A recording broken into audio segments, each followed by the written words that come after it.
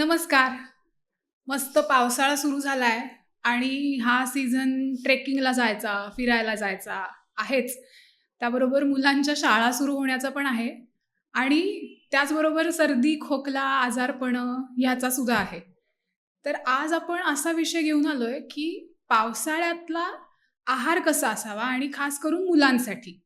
एकतर शाळा नव्याने सुरू झालेल्या असतात, पालकांना डब्यात काय द्यायचं असे प्रश्न पडलेले असतात आणि अ, बाहेरच्या वातावरणामुळे काय-काय वेगवेगळं खावंसं वाटत असतं.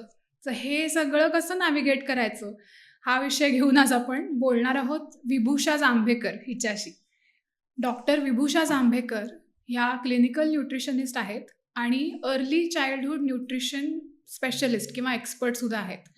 आणि विभूषाला तुम्ही याच्या आधी सुद्धा चिकू-पिकूच्या काही एक्सपर्ट टॉक्समध्ये नक्की बघितलंय. अ, म्हणजे खरं तर चिकू-पिकूच्या YouTubeवरचा सगळ्यात जास्त पाहिला गेलेला व्हिडिओ हा विभूषाचाच आहे.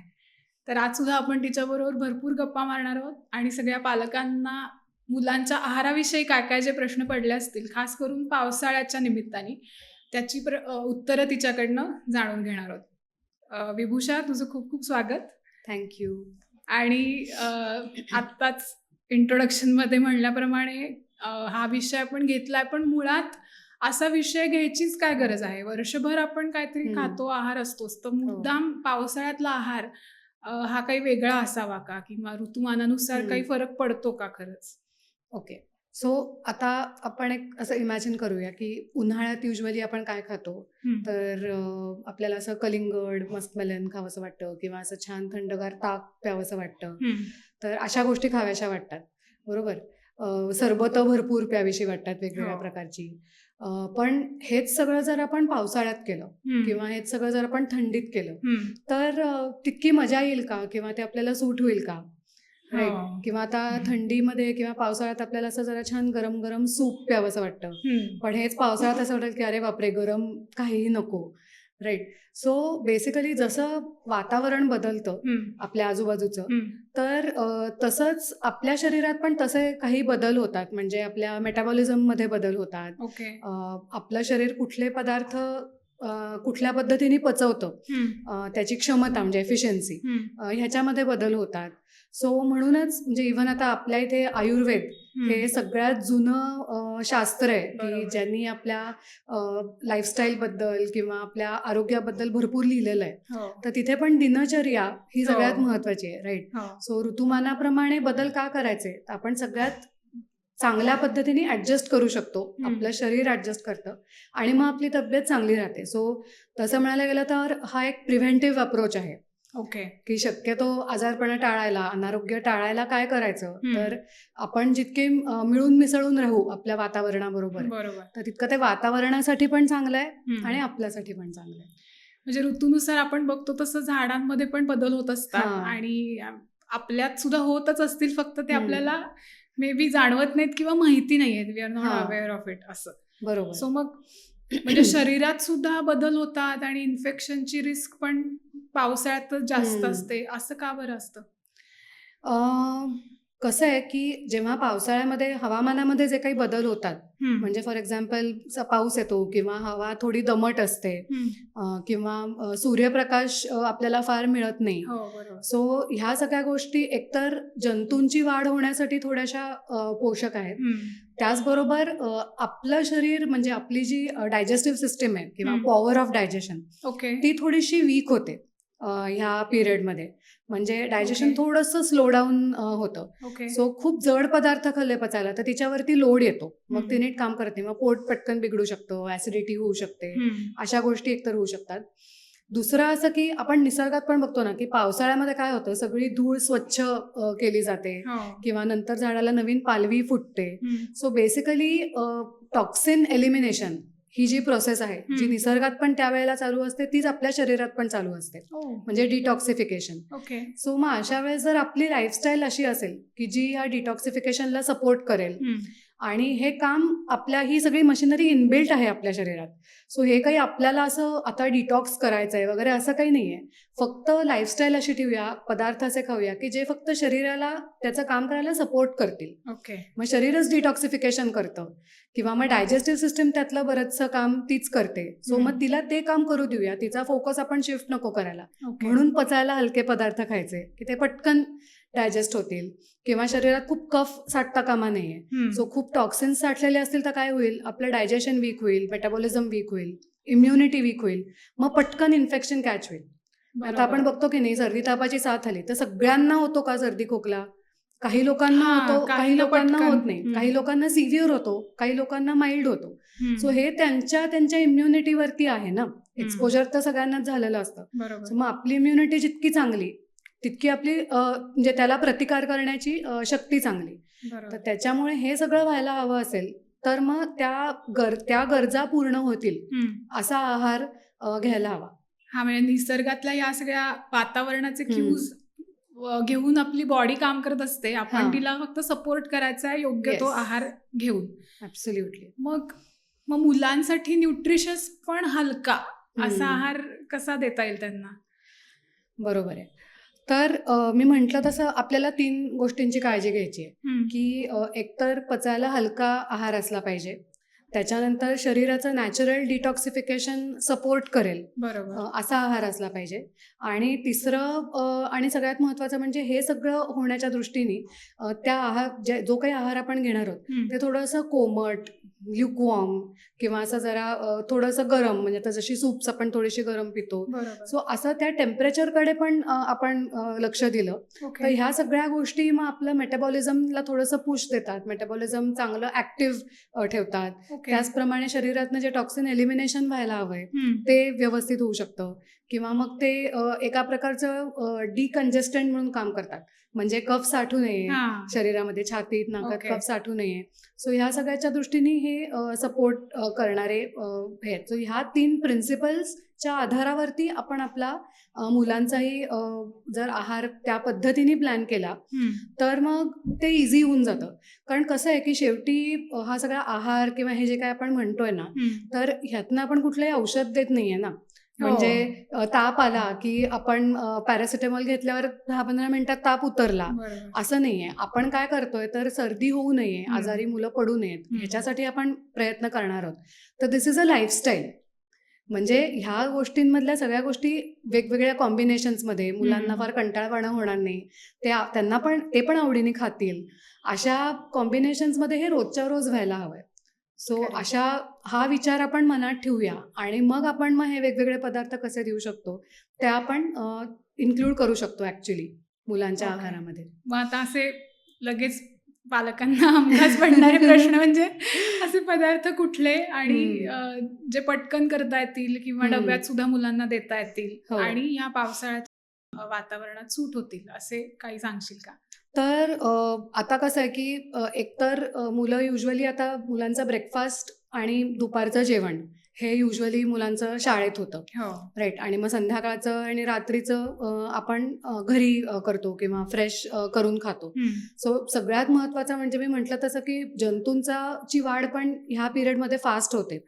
तर त्याच्यामुळे ब्रेकफास्ट आणि लंच जे काय आपण मुलांना देणार आहोत ते असं द्यावं की ते खराब होण्याची शक्यता कमीत कमी असेल. कारण ते 2 तास 3 तास डब्यात राहणार आहे ना. आपण सकाळी लवकर ते करणार आहोत, मे बी 6-7 वाजता, आणि मग मुलं ते 12-1 वाजेपर्यंत खाणार आहेत. सो ते अजिबात खराब होणार नाही, टिकेल असं द्यावं. सो एकतर ह्या पिरियडमध्ये आपण कच्चं खाणं शक्यतो टाळावं, कारण त्याच्यातनं पटकन हे येऊ शकतं, ते स्वच्छ नसेल किंवा चुकून धुवायचं राहिलं किंवा त्याच्यातनं तो ट्रान्समिशन फास्ट होऊ शकतं ना.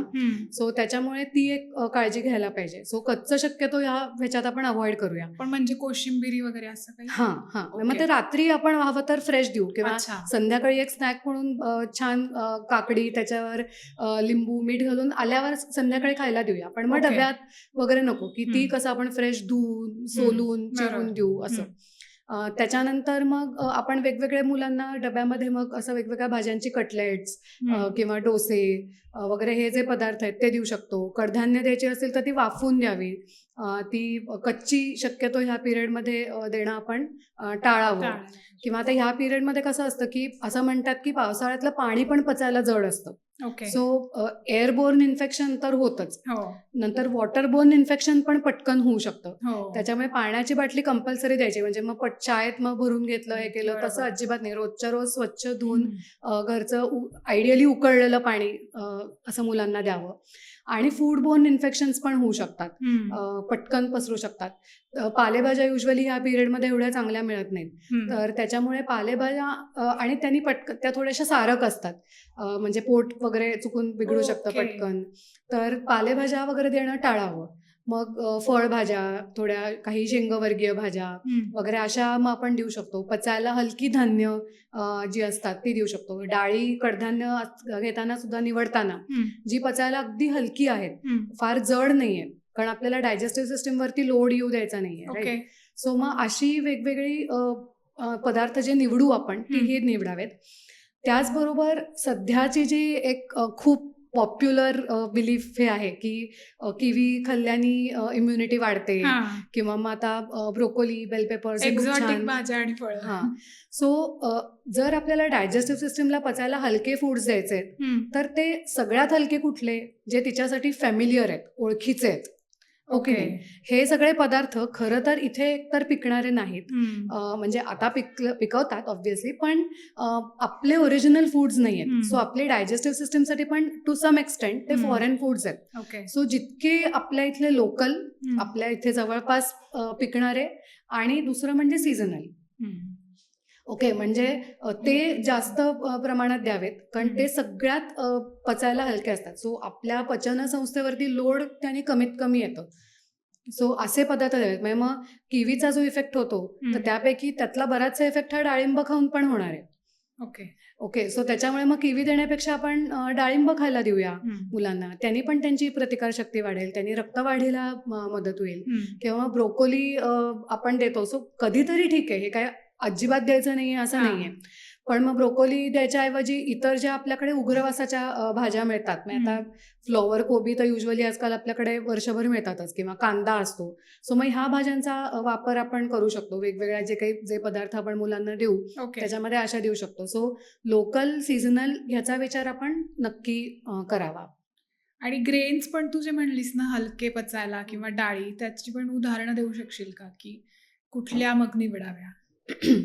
सो ग्रेन्सच्या बाबतीत बोलायचं जर झालं तर भात सगळ्यात हलका पचायला. आता आपण पण कधी पोट बिघडलं किंवा असं काही झालं तर मऊ भात खातो, किंवा मेतकूट भात वगैरे असं खातो, वरण भात खातो. सो भात पचायला सगळ्यात हलका. सो इन केस पोट थोडंसं बिघडलेलं असेल किंवा असं काही असेल तर मग भात द्यावा. पण मग अशा वेळेस तांदूळ निवडताना जर तो हातसडीचा तांदूळ निवडला तर मग त्याचं पोषण मूल्य वाढतं. ओके. असं. सो मग तसा आपण निवडू शकतो. त्याच्यानंतर गहू तुलनेने पचायला जरा जड असतो, किंवा कधी कधी गव्हातल्या प्रोटीनमुळे आपल्या जो ग्लुटेन जे प्रोटीन असतं तर त्यांनी थोडंसं डायजेस्टिव्ह सिस्टीममध्ये इरिटेशन डेव्हलप होऊ शकतं. ओके. सो मग गहू देण्यापेक्षा आपल्या इथली खरी जी लोकल धान्य आहेत ती म्हणजे वेगवेगळ्या प्रकारचे मिलेट्स. ओके. सो मिलेट्स म्हणजे काय, आकाराने गोल आणि अगदी छोटा साईज अशी बरीच धान्य आहेत. मग त्याच्यामध्ये ज्वारी, बाजरी, नाचणी, राजगिरा, आपण उपासाला वऱ्याचे तांदूळ खातो ते, त्याच्यानंतर राळे, हे सगळे मिलेट्सचे प्रकार आहेत. अजूनही काही आहेत ते आपल्या इथे पिकतात, तर ते सगळे पण वेगवेगळ्या फॉर्म्समध्ये देता येतात. म्हणजे मिलेट म्हटलं की फक्त ज्वारी बाजरीची भाकरी अशा पुरतं ते लिमिटेड नाहीये. मग त्याचे आपण डोसे, म्हणजे ते फर्मेंट करून त्याचे डोसे करू शकतो, किंवा मग ते थोडेसे शिजवून त्याच्यात रताळ, बटाटा घालून कटलेट्स करू शकतो. अशा फॉर्म मध्ये, म्हणजे मग ते मुलांना आवडतील ना. सो ती शेवटी मग आपली क्रिएटिव्हिटी आहे.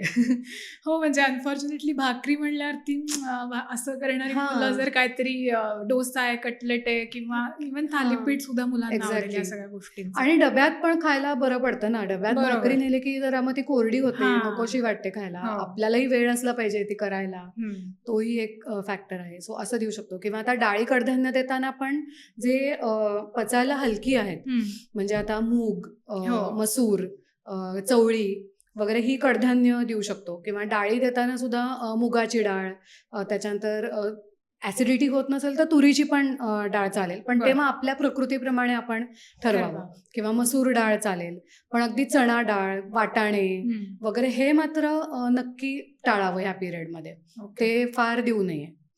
आणि भाज्या कुठल्या द्याव्या? कारण भाजी खाणे हा सगळ्या घराघरामधला स्ट्रगल हो. एकदम कॉमन असतो आणि त्यातून तू म्हणतेस की पालेभाज्या शक्यतो या सीझन मध्ये नाही द्यायच्या, तर मग Right. कुठल्या भाज्या नक्की द्यायच्या? खूप छान प्रश्न विचारलास. माझ्या अगदी आवडीचा प्रश्न आहे हा. कारण ह्याच्याकडे बघण्याचे 2 हे आहेत, ऍस्पेक्ट्स आहेत.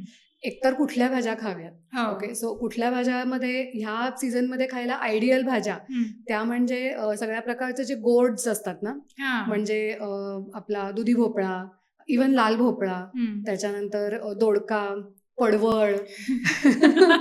एकसे बडकर एक नाव. मला आवडतात पण या सगळ्या हो, भाज्या. मला पण आवडतात. पण काय होतं की आता आपण आपल्या मुलांचा ह्याच्यात विचार करतोय, हो. तर तोंडलं पण खूप छान बरं का हो. ह्या सीझनमध्ये खायला. तर मुलांना भाज्या द्यायच्याच आहेत, पण अगदी कंपल्सरी करून स्ट्रिक्ट की नाही आता हेच आज खायचंय बरं का, असं करू न देता थोडासा आपण मुलांचा विचार करूया. कारण अजून आपली मुलं लहान आहेत. हो. म्हणजे कधी कधी आपण पण आपल्या नावडत्या भाज्या खाताना अजूनही आपली चिडचिड होते. राईट. तर त्याच्यामुळे मग त्या आवडतील अशा फॉर्ममध्ये जर आपण देऊ शकलो मुलांना, कधीतरी भाजी म्हणून पण नक्कीच द्यावी, पण कधीतरी आपण थोडा फॉर्मही त्याचा बदलू शकतो. म्हणजे आता फॉर एक्झाम्पल ह्या ज्या भाज्या आहेत तर त्या थोड्याशा पाणी न घालता वाफवल्या, मॅश केल्या, तर मग त्या आपल्याला थालीपीठातनं देता येतात, किंवा बरं. कटलेट्स केली तर कटलेट्समध्ये देता येतात. माझा सगळ्यात आवडता फॉर्म म्हणजे पावभाजी. कारण पावभाजीमध्ये या अशा भाज्या पावभाजी काय करणार आहे, एकदा आपण सगळ्या भाज्या घातल्या, नॉर्मल ओके. थोडा बटाटा, फ्लॉवर, गाजर, मटार याच्याबरोबर थोड्याशा ह्या मॅश्ड फॉर्ममध्ये घातल्या, ओके. तर अल्टिमेटली चव ती थोडीशी पावभाजी मसाल्यानेच जास्त डॉमिनेट ओके. होते ना. त्याच्यामुळे तशीही देऊ शकतो. मग जरा मुलांना पण असं मस्त वाटतं की अरे वा, आज पावभाजी मिळणार आहे, पण ह्या भाज्या म्हणजे आपलाही हेतू त्याच्यात साध्य होतो. नकळत, हां. किंवा पराठ्यांमध्ये आपण ते घालू शकतो. किंवा इव्हन आता दोडक्याची ना, दोडका किसून कोशिंबीर खूप छान होते कच्च्या बरं. दोडक्याची, आणि त्याची ओके. टेस्ट खूप वेगळी लागते आणि ती आवडू शकते, म्हणजे जर हम्म. भाजी आवडत नसेल तर. सो मग रात्री एखाद्या वेळेस तशी आपण चेंज म्हणून करू शकतो. ओके. सो अशा मग वेगवेगळ्या फॉर्म्समध्ये आपल्याला ह्या भाज्या देता येतात. किंवा लाल भोपळ्याचं सूप खूप छान होतं. म्हणजे ओके. आता ऑस्ट्रेलियामध्ये ना it is considered a delicacy की त्यांचा तो एक ब्रेड असतो, हां. तो आणि लाल भोपळ्याचं सूप असं ओके. खूप आवडतं आणि मस्त लागतं खरंच. हो, भोपळ्याला अशी थोडी गोडसर चव असल्यामुळे हां, त्याला छान लागतं. किंवा आता आपण सुद्धा टिपिकली लाल भोपळ्याचे घारगे घारगे. वगैरे करतो. सो मग ते थोडे या सीझनमध्ये खायला काहीच हरकत नाही. सो त्याच्यामुळे मग अशा वेगवेगळ्या फॉर्म्समध्ये पण आपल्याला त्या देता येतील भाज्या. ओके. किंवा परोठे, थालीपीठं करायचे, त्याच्यात तर काय अगदी सोपं आहे. किंवा कधी फ्राईड राईस वगैरे केला तर त्याच्यामध्ये अगदी बारीक चिरून ह्यातल्या ज्या सूट होतील त्या भाज्या घालू शकतो. नाहीतर आता आपल्याला मॅगी वगैरे, नूडल्स वगैरे खायची इच्छा होते की नाही, तर त्याचा जो सॉस असतो ना, सो भाज्या थोड्याशा वाफवून घ्यायच्या, त्याची प्युरी करायची आणि मग त्या सॉसमध्येच ती मिक्स करायची. ओके. हां, सो मग त्या नूडल्सचं सीझनिंग जे असेल ते घातल्यावर टेस्ट सीझनिंगची येईल. बरोबर. पण थोडासा जो एक थिक सॉस त्याच्याबरोबर असतो, जसा रेड सॉस असतो, व्हाईट सॉस असतो, तर मग ते जर आपण त्याच्याबरोबर ते मिक्स केलं, टॉस केलं, तर काय मग भाज्या पण खाल्ल्या जातील. खरं तर या भाज्यांच्या पण चवी छान असतात. म्हणजे या सॉसच्या वगैरे निमित्ताने त्याही चवी काय म्हणायचं पुन्हा कळतील मुलांना. मला आठवतंय की मी पण उपम्यामध्ये तोंडली बारीक बारीक चिरून घालायचे. कोणाला कळायचंही नाही की याच्यात तोंडलं आहे, पण सांगितलं असतं तर माहित नाही कदाचित. माहिती नाही. पण ह्याच्यात ना आपण एक करू शकतो की मुलांना पण आपल्या बरोबर घेऊन करायचं. म्हणजे हां, भाजी घ्यायला that's a जाताना good मुलांना आपण घेऊन जावं की हम्म. हां, आपण आज ही आणून ह्याचं काहीतरी करूया बरं का. मग ती एक एक्साइटमेंट असते. बरोबर. किंवा ते रेसिपी करताना तेव्हा जरा मुलांना इन्व्हॉल्व करू. सो ती एक ऍक्टिव्हिटी पण होते, किंवा एक मग Correct. थोडी त्याच्याबद्दल त्यांना क्युरिओसिटी पण निर्माण होऊ शकते. भाज्यांची म्हणजे नावड टाळून थोडी थोडी आवड आणि ओळख या हां. निमित्ताने ती नक्कीच होईल. येस. या सगळ्या भाज्या ज्या आपण आता म्हणत होतो हां. त्या जनरली एवढ्या काही आवडीच्या नसतात, म्हणजे हां. लहानांच्याच असं नाही, मोठ्यांच्याही. तर त्या नक्की कशा वापरायच्या, त्यासाठी एखादी स्पेसिफिक रेसिपी सांगशील का? हो, नक्कीच. रेसिपी तर सांगते, हा पण आपण कुठेतरी मुलांमध्ये हा पण एक विचार हे करूया की ह्या भाज्या पण आवडू शकतात किंवा आपण त्या घरी मुलांबरोबर करणं वगैरे ह्याचा पण आपण नक्की विचार करूया. नक्कीच. किंवा आपली ती भाजी जर नावडती असेल तर निदान आपण मुलांचं पण म्हणणं टाळूया की अरे आज काय गोड भाजी केली किंवा असं हाही एक विचार आपण नक्की मनात ठेवूया, कारण ती आवड असणं किंवा निर्माण होणं बरोबर. हे पण खूप महत्वाचं आहे. सो एक आयडिया अशी आहे की मी मगाशी दोडक्याची कोशिंबीर जे म्हटलं ना, सो दोडका घरी आणून स्वच्छ धुवून साल वगैरे काढून घ्यायचं आणि बिया वगैरे असेल तर ते सगळं काढून घेऊन तो किसायचा. बर. आणि किसल्यानंतर त्याच्यामध्ये भरपूर खोबरं घालायचं आणि मग नॉर्मल आपण जी साधी जिऱ्याची फोडणी करतो की नाही, हळद, हिंग, तेलाची म्हणजे आणि जिरं अशी फोडणी करून ती वरनं घालायची. भरपूर कोथिंबीर आणि मीठ आणि लिंबू आणि हवा असेल तर किंचित थोडासा गूळ किंवा साखर, पण खोबरं भरपूर असतं सो तो एक त्याला स्लाइटली असा गोडसरपणा येतो. आणि लिंबू पण भरपूर पिळायचं छान आणि मग ते मिक्स करायचं की झाली, छान लागते चवीला. पहिल्यांदा पण मग ही कच्चं कमी खावं म्हणलीस तरी पण असं फ्रेश केलं असेल तर चालू शकतील ह्या भाज्या. म्हणजे फ्रेश मग आता डब्यात वगैरे द्यायला नको, पण हे काही अगदी पावसाळ्यातच करायला हवी असं नाही. म्हणजे इतर वेळी पण जेव्हा दोडका मिळतो तेव्हाही आपण करू शकतो, पण फक्त खाण्याचा एक वेगळा प्रकार, म्हणजे भाजी म्हणून खाण्यापेक्षा थोडासा वेगळा, म्हणून असं एखाद्या वेळेस ट्राय करू शकतो. मस्त. आता ना खूप मुलं अशी पहिल्यांदाच शाळेत जायला लागतात या सीझन मध्ये, आणि इन जनरल सुद्धा पावसाळ्यामध्ये शाळेत काही काही वेगळीच चॅलेंजेस मुलांना येऊ शकतात, तर त्याविषयी काही सांगशील का? हो, खरंय. म्हणजे एकतर सुट्टी झालेली असते, तो आधी मुलं घरी असतात, मग शाळा सुरू झाल्यावर पावसाळ्यात झाल्यामुळे टिपिकली म्हणजे ऍबसेंट राहण्याचं प्रमाण माझ्या मते पावसाळ्यात सगळ्यात जास्त असेल. तर ह्याच्यात कसं ना की बरेचसे फॅक्टर्स आपल्या कंट्रोलमध्ये नसणारे आहेत. म्हणजे आता थोडीशी मुलं भिजली शाळेत जाताना तर मग ते कपडे अंगावरच वाळतात, किंवा मग आता शूज सॉक्स मध्ये पाणी गेलं तर मग ते तसेच राहतात, किंवा एखाद्या मुलीला इन्फेक्शन झालं की मग ते पटकन स्प्रेड होतं. आणि ह्याच्यातली म्हणजे चॅलेंजिंग गोष्ट अशी आहे की आपल्या मुलाला काही झालं आणि सर्दी खोकला झाला आणि बरं झाल्यावर परत शाळेत पाठवलं तर नंतर शरीर रिकव्हर पण होत असतं ना. म्हणजे सर्दी बरी झाली म्हणजे पूर्ण रिकव्हरी झाली असं नाहीये, ते नंतर इम्युन सिस्टीमला रिकव्हर व्हायला पण वेळ लागतो. पण तेवढ्यात परत एक्सपोजर होतं की परत आपलं ते सर्दी खोकले. सो ही अशी सतत सायकल जी चालू राहते परत परत इन्फेक्शन होण्याची, ती त्याच्यामुळे होते. पण हे आपल्या कंट्रोलमध्ये नाहीये. म्हणजे तू आता किती दिवस मुलांना घरी ठेवणार, हा पण प्रश्न आहे. सो त्याच्यामुळे ह्या काही गोष्टी होतच राहणार आहेत. तर ह्याच्यावरचा उपाय असा आहे की एकतर मुलांची स्ट्रेंथ चांगली असावी, म्हणजे फिजिकल हेल्थ किंवा स्ट्रेंथ चांगली असावी आणि त्यांची इम्युनिटी चांगली असावी. की एक्सपोजर थोड्याफार प्रमाणात होतच राहणार आहे, पण मग ते एक्सपोजर होऊन सुद्धा आपलं शरीर त्याला फाईट कसं करू शकेल हे वाढवणं. मग आता जसं आपण आपल्या मुलांना व्हॅक्सिन्स देतो, ती का देतो की त्यांची इम्युनिटी वाढलेली असावी, राईट. सो असं काहीतरी आपल्याला एक छान त्यांना व्हॅक्सिन घरच्या घरी देता आलं पाहिजे, प्रिव्हेंटिव्ह मेजर्स काय काय. एक्झॅक्टली. की ज्याच्यामुळे मग त्यांची इम्युनिटी वाढलेली राहील आणि शक्यतो आपल्याला रिपीटेड इन्फेक्शन्स टाळता येतील. मग ही इम्युनिटी वाढवण्यासाठी आहारात नक्की असाव्या अशा काही गोष्टी किंवा अशा काही टिप्स आहेत का? हो, नक्कीच आहेत. तर याच्यामध्ये काही हर्ब्स किंवा काही स्पायसेस ह्याचं महत्व आहे. तर सगळ्यात महत्वाचे म्हणजे तुळस. कारण तुळस ही अँटीपायरेटिक आहे, म्हणजे कणकण वगैरे असेल शरीरात तर ती नॅचरली तुळशीमुळे कमी होते. किंवा अँटी इन्फेक्टिव्ह पण आहे, म्हणजे इन्फेक्शन्सला ती स्वतः पण ते इन्फेक्शन्स कंट्रोल करायला तुळस मदत करते. त्याच्यानंतर खोकला म्हणजे कफ साठतो ना, सो तो लवकर बाहेर पडावा याच्यासाठी पण मदत करते. सो अगदी सिंपल, सकाळी उठल्यावर 1-2 तुळशीची पानं मुलांना खायला देणं.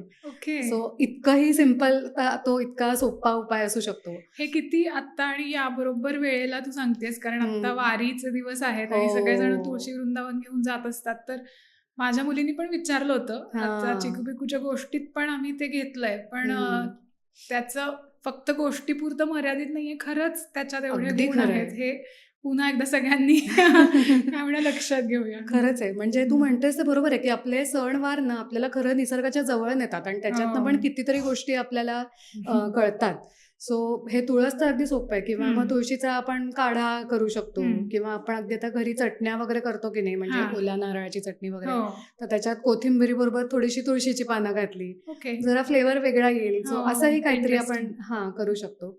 त्याच्यानंतर अजून 3 स्पायसेस महत्वाचे आहेत. हम्म. ते म्हणजे हळद, हम्म. टर्मरिक, त्याच्यानंतर आलं, जिंजर आणि पेपर, मिरी.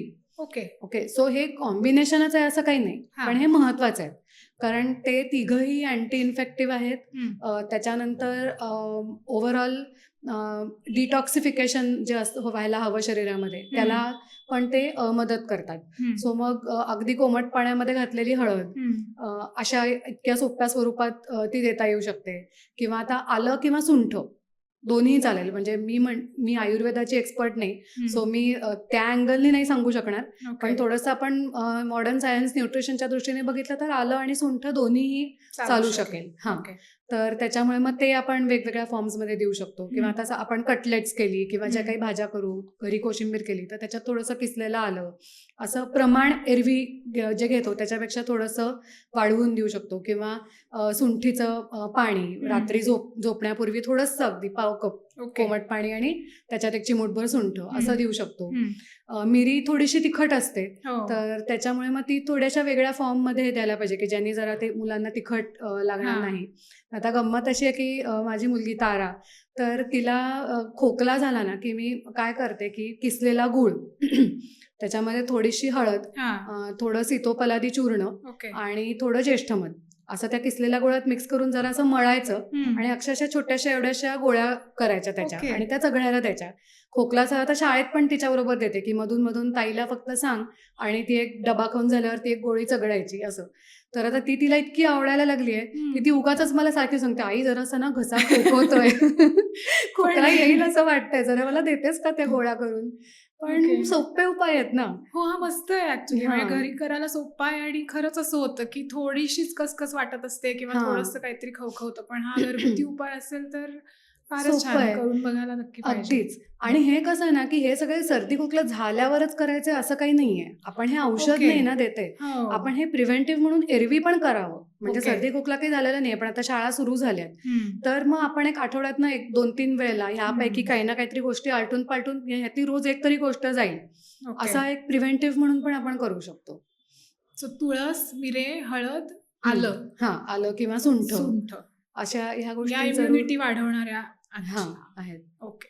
सो ठीक आहे. म्हणजे मिरपूड वगैरे आपण काही पदार्थांवरनं घेऊ शकतो, हम्म. कधीतरी सूपमध्ये वगैरे सूप मध्ये टाकली वगैरे असं. घालू तीच शकतो, त्यातल्या त्यात मुलांसाठी ट्रिकी आहे. बाकी हा. गोष्टी आपल्याला देऊ शकतो. देऊ की ह्या शकतो. सगळ्या एकत्र करून ह्याचा काढा केला आणि मग त्याच्यात थोडासा गुळ घालायचा, म्हणजे मग तो अगदी असा ती एक स्पायसी थोडंसं हे येतं ना, हा. तसं येणार नाही. आणि मग तो काढा मुलांना आठवड्यातनं 3-4 वेळेला कोमट असा टेम्परेचरचा प्यायला द्यायचा, ओके. शाळेत जाण्यापूर्वी किंवा घरी आल्या लगेच ओके. झोपण्यापूर्वी असंही देऊ शकतो.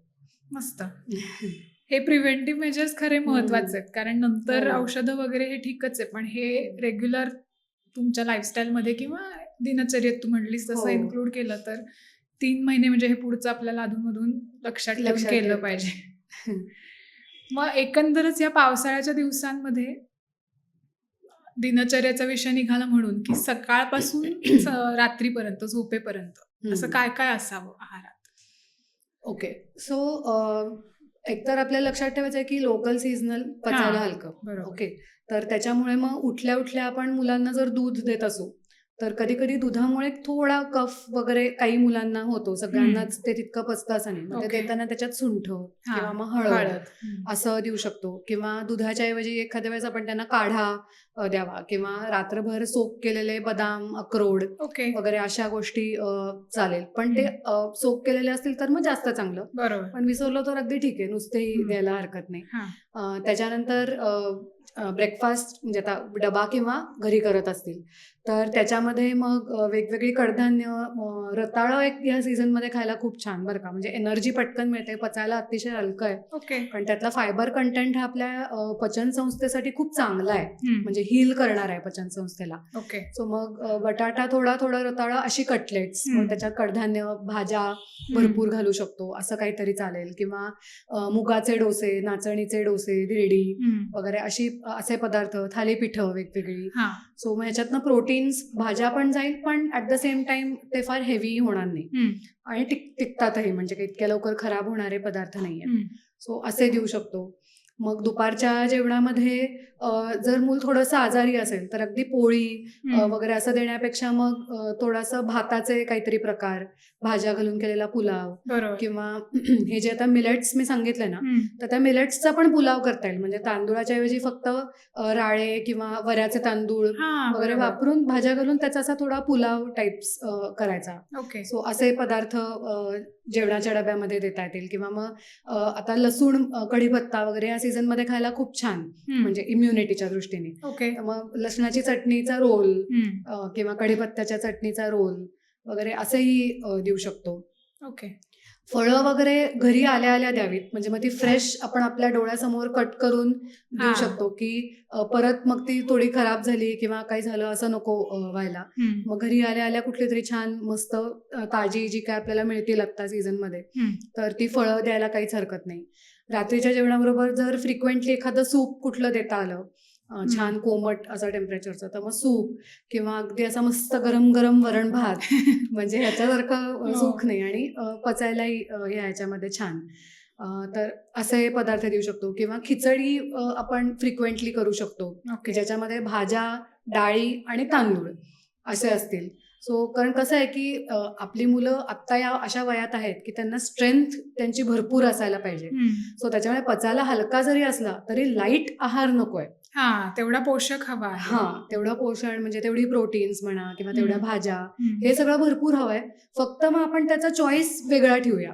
ओके. असं. सो असे पदार्थ किंवा अशी कॉम्बिनेशन्स द्यायला काहीच हरकत नाही. मशरूम्सचं सूप हा पण एक भरपूर प्रोटीन पण जातं त्याच्यातनं आणि इट इज हायली न्यूट्रिशियस. आणि मग त्याच्यात मग मिरी, थोडी मिरपूड वगैरे असंही काही देऊ शकतो. मस्त. आणि काही हमखास पडणारे प्रश्न असतात की पावसाळ्यामध्ये, तू मगाशी म्हणलीस की कच्चं कमी खावं, पण मग कडधान्य किती खायची, नाही खायची, किंवा फिश, नॉनव्हेज हे पदार्थ पावसाळ्यामध्ये खायचे का नाही खायचे, असं काय आहे की जे टाळलेलं बरं?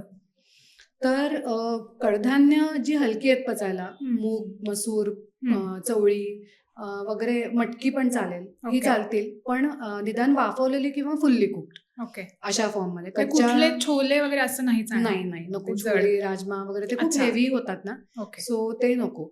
मग त्याच्या कडधान्यांच्या उसळी किंवा वाफून आपण थोडंसं असं चाट सारखं करतो ना, मग असं संध्याकाळी घरी आल्या आल्या ते करू शकतो. तर कडधान्य ही चालतील आणि शिजवलेली. ओके. किंवा सूप्स पण कडधान्यांची करता येतील, ती पण छान लागू शकतात. ओके. सो असं करू शकतो. त्याच्यानंतर नॉनव्हेजच्या बाबतीत असं आहे की मुळात कुठलेही नॉन व्हेजिटेरियन फूड हे पचायला जड आहे. ओके. तर त्याच्यामुळे त्यातल्या त्यात मग पावसाळ्यात काय चालेल तर अंडी चालतील किंवा अधूनमधून चिकन चालेल, तेही खूप फ्रिक्वेंटली नको. रेड मीट म्हणजे मटण वगैरे तर अजिबात नको. आणि शक्यतो फिश पण नको, वेगवेगळ्या कारणांसाठी, की एकतर बऱ्याचशा, सगळ्या नाही पण बऱ्याचशा माशांचा हा ब्रीडिंग सीझन असतो. सो त्या सगळ्या सायकलमध्ये आपण इंटरफिअर करणं एवढं निसर्गाच्या दृष्टीने चांगलं नाही.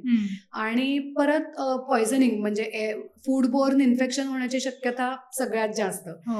आपण काही समुद्र किनाऱ्याच्या इतकं जवळ राहत नाही, त्याच्यामुळे आपल्याकडे येईपर्यंत मध्ये बराच काळ गेलेला असतो, कितपत फ्रेश असेल तर ती आपल्याला काही खात्री नसते. तर त्याच्यामुळे फिश तर अजिबात नको आणि रेड मीट अजिबात नको. मग चिकन घ्यायचं तर ते त्यातल्या त्यात पचायला हलक्या फॉर्म मध्ये घ्यावं. म्हणजे मग चिकन सूप हा एक चांगला त्याच्यातला प्रकार असू शकतो, अगदी रस्सा किंवा असं खाण्यापेक्षा.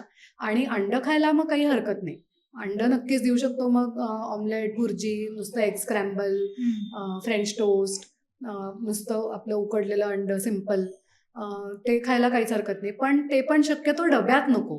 मग फ्रेश आपण मुलांना करून देऊ शकतो, असं दिलं तर कधीही जास्त चांगलं. ओके. याच काय म्हणायचं, अंड व्हेज नॉनव्हेजच्या निमित्ताने जस्ट विचारावं असं वाटलं की खूपशा घरांमध्ये पालक वेगवेगळी डाएट्स फॉलो करत असतात. हो काही जण व्हिगन असतात, काही व्हेजिटेरियन, तर काही स्ट्रिक्टली किटो डाएट, एकदम हाय प्रोटीन हाय फॅट. तर हे सगळे डाएटचे प्रकार मुलांपर्यंतही असावेत का? म्हणजे मुलांनीही तेच फॉलो केलं पाहिजे का त्यांच्यासाठी काही वेगळा विचार करायला हवा? एक तर सगळ्यात महत्वाचं म्हणजे हा जो आता एक ट्रेंड दिसायला लागलाय, हा एकीकडे खूप चांगला आहे, कारण याचा अर्थ आपल्या आरोग्याबद्दलचा कॉन्शियसनेस वाढतोय. पण एकीकडे हा फक्त मुलांसाठीच काय, आपल्यासाठी पण थोडासा म्हणजे काय म्हणूया आपण, निगेटिव्ह काइंड ऑफ यांनी ठरू शकतो. कारण इथे सगळ्यात महत्वाचं फॅक्टर आहे, दॅट इज पर्सनलायझेशन. ओके. कारण आपल्याला ओळखता आलं पाहिजे की आपल्या शरीराची नक्की what is the need, right. So ती ओळखून त्याप्रमाणे एकतर आपल्याला आपला आहार मॅनेज करता आला पाहिजे. सो मग अशा वेळेस मग व्यवस्थित तो सायंटिफिक सल्ला घेऊन करणं असंही असू शकतं, किंवा तेवढं आपल्याला नॉलेज असेल तर मग आपली नक्की नीड काय आहे ती ओळखून त्याप्रमाणे करणं, हे तर सगळ्यात महत्वाचं आहे for any age group. Okay. मुलांच्या बाबतीत म्हटलं तर मुलांच्या गरजा अनेक वेगवेगळ्या कारणांनी अनेक फेजेसमध्ये बदलतात. म्हणजे अगदी लहान वयामध्ये फिजिकल डेव्हलपमेंट खूप फास्ट होते, सो त्याला साजेसा आहार असला पाहिजे. बरोबर. प्री अडॉलेसंट स्टेजमध्ये असं असतं की काही शारीरिक बदल होतात किंवा एक तो सेकंड ग्रोथ स्पर्ट येतो, सो त्याच्यामुळे त्याप्रमाणे आहार पाहिजे. अडॉलेसन्समध्ये स्पेशली मुलींच्या बाबतीत काही स्पेसिफिक हॉर्मोनल चेंजेस होतात, सो त्याप्रमाणे शरीरात जे बदल होत आहेत तर त्याप्रमाणे न्यूट्रिएंट्स मिळायला पाहिजेत. सो 18 वर्षापर्यंत या ज्या मुलांच्या शरीरामध्ये जे बदल होतात, so they are mainly developmental changes. बरोबर. राईट. सो त्याप्रमाणे त्यांचा आहार असावा. आपण हे जे काही सगळे चेंजेस करतोय हे हेल्थ मेंटेनन्ससाठी करतोय, आपल्या शरीराची डेव्हलपमेंट किंवा वाढ होत नाही, राईट. सो त्याच्यामुळे त्या सगळ्याच गोष्टी मुलांना सूट होतील असं नाही. नो डाऊट त्या सगळ्या गोष्टी हेल्दीच असतील, पण आपण खूप विचारपूर्वक त्या करणार आहोत. पण मुलांची गरज काय आहे हे ओळखून आपण ते पदार्थ सगळेच मुलांना द्यायचे की नाही, किंवा हा एक विचार आपण नक्की करावा. त्यामुळे त्यांच्या वयानुसार, वाढीच्या टप्प्यानुसार काय त्यांच्या शरीराची गरज आहे हे बघून, घरात हेच केलेलं हेच खावं लागेल याच्यापेक्षा त्यांना आता काय गरज आहे हा जास्त विचार, तो विचार असावा आलं त्याच्या लक्षात. आता काय काय पावसाळ्याच्या निमित्ताने खावं हे तू सांगितलंस, पण पावसाळा आहे त्यामुळे भजी खावीशी वाटतात, किंवा मुला मुलींची हमखास अशी मॅगीची डिमांड असते, किंवा आपल्याला सुद्धा जास्त असं तळकट खावंसं वाटतं, काही क्रेविंग्स होतात. तर त्यातलं काय करावं काय नाही? सो मी म्हटलं तसं सगळ्यात महत्वाचा फॅक्टर असा आहे की ह्या गोष्टी आपल्याला एक कंपल्शन किंवा एक रूल आहे म्हणून नाही करायच्या, राईट. ही लाईफस्टाईल आहे, सो ह्या सगळ्या गोष्टी आपल्याला एन्जॉय पण करता आल्या पाहिजे. तर त्याच्यामुळे आतापर्यंत ज्या गोष्टी आपण डिस्कस केल्या त्या काय करायचं या होत्या, सो त्या जर आपण नियमितपणे करत असू तर ठीक आहे. अधूनमधून काहीतरी वेगळं जरी केलं तरी चालेल, प्रोव्हायडेड या बाकीच्या सगळ्या गोष्टी आपण नियमितपणे करतोय. That gives us the freedom ना, की अधूनमधून जरा वेगळं काहीतरी करायला. हो, आपल्यालाही वाटतंच की. आणि एक्झॅक्टली. सो तसं असेल तर ठीक आहे. त्याच्यानंतर जर मुलांनी भरपूर व्यायाम केला तर त्यांनी पण आपलं मेटाबॉलिझम चांगलं ऍक्टिव्ह राहतं, आणि मग ह्या गोष्टी सुद्धा मुलं पचवू शकतात. बरोबर. सो तो मुलांनी भरपूर करावा. पुरेशी झोप मुलांना मिळावी, की त्यांनी पण झोपेत सगळं डायजेशन किंवा एक वेअर अँड टेअर जे झालेलं असतं त्याचं सगळं रिपेअर, ग्रोथ मुलांचीही झोपेत होते. सो मग ती व्यवस्थित असेल तरी ह्या गोष्टी मुलं पचवू शकतात. त्याच्यानंतर आता आपण आपलं निसर्ग चक्र जर बघितलं तर आता आषाढ महिना चालू आहे, राईट. सो आषाढामध्ये युजली असं करतात की मग तळण वगैरे जे काय असतं ते आषाढात होतं, किंवा बऱ्याचशा नॉनव्हेज पार्टीज वगैरे आषाढात होतात. आणि मग असं म्हणतात की श्रावणापासून पुढे शक्यतो तळण फार नको, किंवा non vegetarian food usually avoid करतो आपण. बरेचसे उपास श्रावण महिन्यापासून सुरू होतात. सो हे काय एसेन्शियली की पचन संस्थेला विश्रांती मिळावी, सो म्हणून हे सगळं श्रावणानंतर सुरू होतं. सो मग आपण पण थोडंसं त्याप्रमाणे हे करू शकतो की मग ठीक आहे आता थोडंसं चालेल, पण मग त्या महिन्यात श्रावण महिना सुरू झाला की मग हळूहळू हे आपण कमी करत आणूया, असाही एक त्याच्यामागे असू शकतो अप्रोच. ओके, मस्त. आणि मग त्याच निमित्ताने हा पुढचा प्रश्न की बाहेर जाऊन खाण्याचं किंवा हॉटेलमधनं मागवण्याचं प्रमाण पण खूप वाढलंय आपलं. तर मग त्याच्यात सुद्धा काय कशी निवड करावी याबद्दल काही टिप्स आहेत का? हो, नक्कीच. सो पावसाळ्यात मी म्हटलं जसं फूड, एअर, वॉटर या तिन्ही मधनं होणारे इन्फेक्शनची रिस्क जास्त. सो मग फूड ऑर्डर करताना पण असं करावं की जे सेफ असेल, म्हणजे इन्फेक्शनची रिस्क कमीत कमी असेल. सो मग आपण शक्यतो कच्चं खाणं बाहेरचं, हां, घरातले आपण आपल्याला माहिती असतं, कारण क्वालिटीचा आपल्याला अश्युरन्स असतो. राईट. बाहेरचा जेव्हा इतक्या मोठ्या स्केलवरती गोष्टी होतात, सो मग आपल्याला ती खात्री राहत नाही ना, आपल्या डोळ्यासमोर ते होणार नाहीये. बरोबर. तर त्याच्यामुळे शक्यतो कच्चं वगैरे खाणं आयडियली टाळावं. ओके. एकतर ती महत्वाची गोष्ट. त्याच्यानंतर ज्या गोष्टी खूप गार आहेत, म्हणजे आता जसं मिल्कशेक्स वगैरे अशा गोष्टी, किंवा अगदी इव्हन ताक वगैरे, पटकन पाण्यातनं इन्फेक्शन होईल ना, हे उकळलेलं नाहीये, गरम केलेलं हो. नाहीये, सो जंतू पटकन वाढू शकतात त्याच्यामध्ये. सो हे आपण खाणं शक्यतो टाळू शकतो. मग त्याच्यापेक्षा स्विच टू वॉर्म लिक्विड्स, म्हणजे Okay. मग सूप्स असतील किंवा टीज वेगवेगळ्या प्रकारचे असे काही असतील, अर्थातच मुलांच्या आवडीचे, पण अशा काही गोष्टी आपण त्याला स्विच करू शकतो. ओके. किंवा बाहेर खाताना पण असे पदार्थ निवडावेत की काइंड ऑफ म्हणजे वन डिश मील्स, बर. की एका प्रकारच्या ह्याच्यामध्ये व्यवस्थित पोटभर होईल, आवडेल आणि छान समाधान होईल खाण्याचं. शक्यतो बुफे मील्स वगैरे अशी टाळावीत. म्हणजे इन्फेक्शनचा वगैरे काही संबंध नाहीये, पण काय होतं की खूप जास्त खाल्लं जातं ना आपण बुफे खातो तेव्हा, वेगवेगळ्या प्रकारचे soups, starters, main course, desserts, so we end up over eating, right. मग काय होणार आहे, डायजेस्टिव्ह सिस्टीमवर लोड येणार आहे आणि तेच आपल्याला टाळायचं आहे.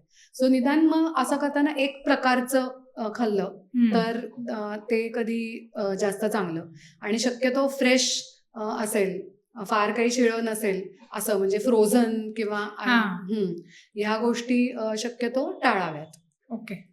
किंवा चाट आयटम्स वगैरे सुद्धा जे असे आपल्याला शंका असेल की पाण्यातनं एक्झॅक्टली, होऊ कारण शकत ते असेल तर पाणी ते टाळावं. वगैरे किंवा मग घरी करून खाऊ आपण. ते आपण घरी करू शकतो. ओके, मस्त.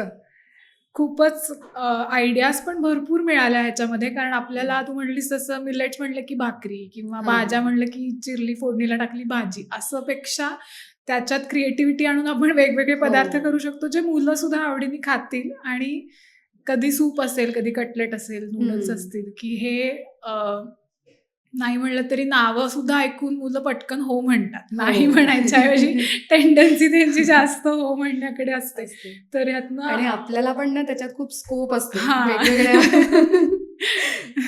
भाज्या घालायला किंवा असं हे करा. त्यामुळे मस्त मिळाल्या आयडियाज. म्हणजे खरोखरच ट्राय करून बघायला आवडेल. आणि आता जे सुरू झालाय पावसाळा, त्यामुळे अजून 2-3 महिने आहेत आपल्याला हे सगळं करून बघायला. तर नक्की हे फॉलो करूया. क्विकली जर आपल्याला म्हणजे आता रिकॅप घ्यायचं असेल की काय नक्की टाळायचं आहे आणि काय नक्की इन्क्लूड करायचं आहे, तर ते एक थोडक्यात सांगशील? हो. सो पहिलं म्हणजे प्रिन्सिपल्स आहाराची, की एकतर फ्रेश खावं, कच्चं वगैरे खाण्याचं प्रमाण शक्य तितकं कमी, पालेभाज्या फारशा नको, आणि आहार असा असावा की जो पचन संस्थेला ज्याचं लोड येणार नाही, पचायला हलका, लोकल, सीझनल, आणि ज्याच्यामुळे आपल्या शरीरात साठलेले टॉक्सिन्स लवकर बाहेर पडतील असा, आणि थोडंसं कोमट टेम्परेचर असेल असा आहार. सो साधारण ह्या प्रिन्सिपल्सवरती बेस्ड आहार आपण घ्यावा. काय खायचं याच्या बाबतीत म्हटलं तसं भाज्यांच्या बाबतीत सगळ्या गोड कॅटेगरीमधल्या भाज्या असतील त्या, किंवा सीझनल फळं जी आपल्याला मिळतील, थोडीशी कमी मिळतात पावसाळ्यामध्ये, त्याच्यामुळे त्यातल्या त्यात जी चांगली, अतिशय चांगल्या क्वालिटीची मिळतील ती खाऊ शकतो. त्याच्यानंतर सूप्सचं प्रमाण वाढवावं, दही, ताक ह्याचं प्रमाण थोडंसं कमी करायला हरकत नाही. वेगवेगळ्या प्रकारची, वेगवेगळ्या भाज्यांची, कडधान्यांची अशी सूप्स आपण घेऊ शकतो. रताळ्याचा एक चांगला वापर आहारात करू शकतो, एनर्जी पटकन त्याच्यातनं मिळते.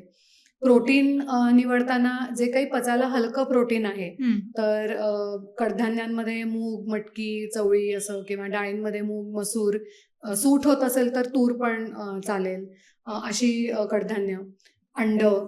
बाकी नॉनव्हेज शक्य तितकं टाळलेलं कधी चांगलं. दूध चालेल, पण आपण जी हर्ब्स वेगवेगळी म्हटली किंवा स्पायसेस, हर्ब्स नाही, सो ते घालून दूध घ्यायचं असेल तर, पण दही ताक थोडं कमी करायला हरकत नाही. अशा लाईन्सवरती करावं. आणि करू नये म्हणजे एक तर सगळे पचायला जड पदार्थ, रेड मीट, मटण, फिश हे शक्यतो नक्की टाळावे. त्याच्यानंतर बाहेरचं खाताना जे शिजलेलं आहे ते कधीही चांगलं. पाणी शक्यतो उकळलेलं नसेल बाहेरचं, म्हणजे तर ते अजिबात नको. किंवा खूप मुलं भिजलेली आहेत आणि मग तसेच कपडे राहिले तसं नको. पटकन मग आपण ते मुलांचे चेंज करावे, कारण नाहीतर त्यांनी पटकन कफ, सर्दी वाढायला बरोबर. हे होतं. सो अशा गोष्टी टाळाव्यात की ज्यांनी पटकन मुलांना सर्दी खोकला होईल किंवा ताप येण्याची रिस्क वाढेल. सो हे टाळावं. अशा गोष्टींची आपण काळजी घेऊ शकतो. मस्त. Thank you so much Vibhusha. खूपच गप्पा मारायला पण मजा आली आणि मी म्हटलं तसं भरपूर नवीन नवीन आयडियाज कळल्या की ज्या आपल्याला सुद्धा ट्राय करून बघायला आवडतील आणि मुलांना तर आवडतीलच. हो. इथे मला एक नक्की सांगायला आवडेल हां. की आत्ता जसं आपण न्यूट्रिशनच्या बाबतीत बोललो की हा एक प्रकारचा होलिस्टिक व्ह्यू आहे ना, हो. की फक्त काय खाऊ नका इतक्यापुरतं हे लिमिटेड नाहीये. हम्म. तर हे आज आपण चिकू पिकूच्या प्लॅटफॉर्मवरती बोलतोय, डिस्कस करतोय, हे मला खूप छान वाटतंय. कारण तुम्ही पण सगळे विषय अशाच पद्धतीने हाताळता की त्याचा जास्तीत जास्त होलिस्टिक एक्सपोजर कसं मिळेल कुठलाही विषय जरी असेल तरी. तर त्याच्यामुळे हे खूप मस्त प्लॅटफॉर्मवरती डिस्कस होत आहे. हे मला पण आज खूप छान वाटतंय. आणि मेन म्हणजे तू पण आई आहेस आणि तुझी पण मुलगी छोटी आहे, त्यामुळे हे हो. नुसतं काय म्हणायचं तुझ्या शिक्षणातनं आलेलं ज्ञान नाहीये, तर प्रत्यक्ष तू ते रोज अनुभवतेस आणि अनुभव. इम्प्लिमेंटही करतेस. त्यामुळे हे नक्की करता येईल आणि हो. वर्क होईल असेच उपाय तू सांगतेस. तुम्हाला सुद्धा तुमच्या अनेक प्रश्नांची उत्तरं ह्याच्यामध्ये मिळाली असतील. डब्यात काय काय द्यायचं ह्याच्याविषयीच्या आयडियाज कळल्या असतील आणि तुम्हाला सुद्धा पावसाळ्यात खाण्याची जी क्रेविंग्स होतात ती कशा प्रकारे पचनशक्तीवर ताण न आणता सॅटिस्फाय करता येतील ह्याच्या भरपूर कल्पना तुम्हाला या आजच्या पॉडकास्टमध्ये ऐकायला मिळाल्या असतील. तुमचे आणखी पण असे काही विषय असतील मुलांशी रिलेटेड, काही प्रश्न असतील तर ते आम्हाला नक्की कळवा. आमच्या पुढच्या पॉडकास्टमधनं आम्ही ते घेऊन यायचा नक्की प्रयत्न करू. तुम्हाला ह्या पॉडकास्टमध्ये सुद्धा ऐकलेल्या गोष्टींबद्दल काही प्रश्न असतील तर ते कमेंटमध्ये जरूर लिहा. आम्ही आणि विभूषा मिळून त्यांना उत्तरं द्यायचा प्रयत्न करू. आणि यूट्यूब चॅनलला, आमच्या चिकू पिकूच्या यूट्यूब चॅनलला सबस्क्राईब करा. हा व्हिडिओ शेअर करा, लाईक करा. तुमच्या सगळ्या पालक मित्रमैत्रिणींना हा नक्की पाठवा.